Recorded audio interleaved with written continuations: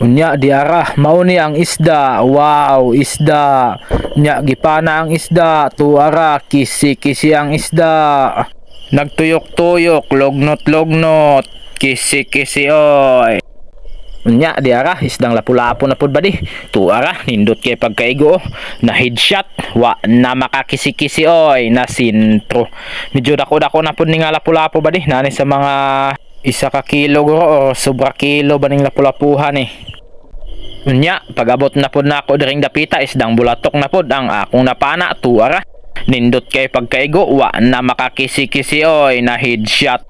Medyo dako-dako na pod nga bulatok. Unya, pag-abot diring dapita isdang timbunga na pod. Tuara piti na pod nindot pod kay pagkaigo wa na pod makakisi-kisi. Unya, pag-abot na pod nako diring dapita kita na pod kog lapu-lapu nagsandig sa kilid sa bato. Tuara kisi-kisi na pod. Medyo dako-dako na pod ni good size na. Okay na ni pang sabaw niya pag-abot sa daplin. Unya, pag-abot na ako diring dapita nakakita kog kitong nga perting idlasa. Motong ako lang gitarget sa kong pana may lang gani naigo pa. Unya, pag-abot na pod nako diri kita kog katambak nga medyo dako-dako na. Unya, timbungan pod ang isa.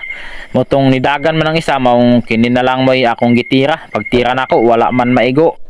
Unya, pag-abot na ako diring dapita nakakita na pod ko pa pero medyo gamay-gamay pa man siya. Wala pa pud na ako ni kuha, may lang mudaghan pa ring dapita bakit talagsan lang kayo makita na ako ring dapita nga ni ba. Sa una kay perting daghana ni diri ba.